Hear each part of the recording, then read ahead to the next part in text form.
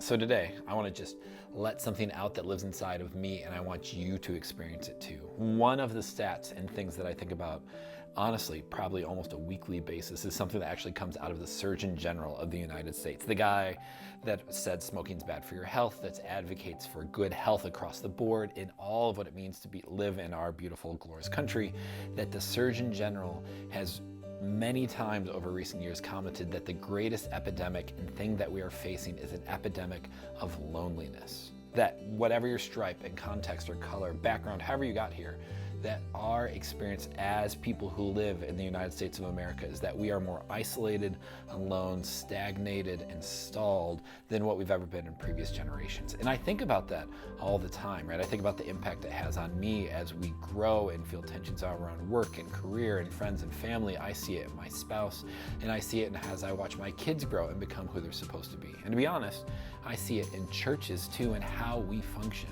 It used to be that churches were these centers where everyone would come together and they'd be there throughout the week. The doors were open and people were in and out. And the reality is nationally for churches, that's not how it works anymore.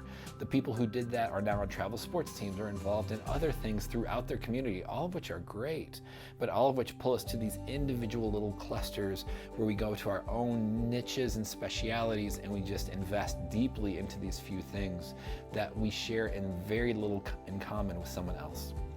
That has an implication for our lives, for how you and I function, regardless of Jesus or faith or spirituality, and the fact that it gives us this continually shrinking set of friends. Our friends are people we work with, which is great, but we don't have any other. Our friends are people our kids do stuff with, which is great, but we have no other context.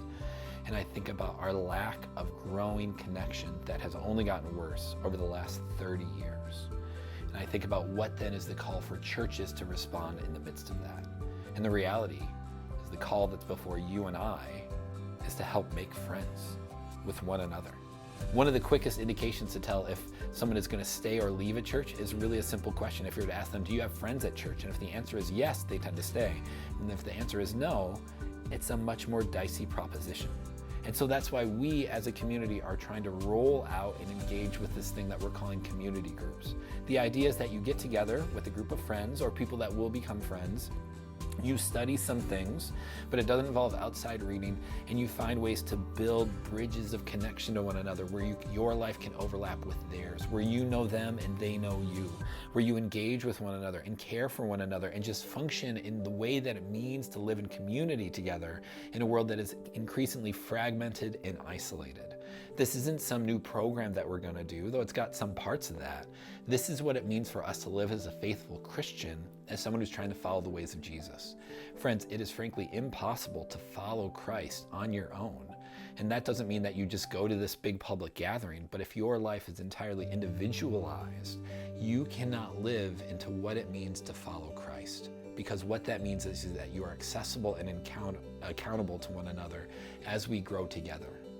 And so, I want to invite you with all sincerity to come join us as we try to build out and grow connection and friendships to one another so that we can be the body of Christ, not a pile of ears here and arms there and legs here, but one united whole that is living and breathing and serving and engaging together, right? Not out of a sense of duty, but out of a sense of joy and willingness, because we're doing it with friends and building connection and not feeling alone in what is often our isolated age.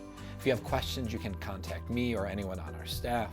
We have links on our website, and we just want to encourage you to think about how you can be involved and really ask and implore you to find people to connect with, to build a community with, to follow Christ with, because you cannot do it on your own. And if we do not do this, we will only end up more isolated, alone, broken, and fragmented. Friends, come be part of the solution. Come make this better together. Come live life together and help us to be the body of Christ with one another. Grace and peace, friends. Have a good week.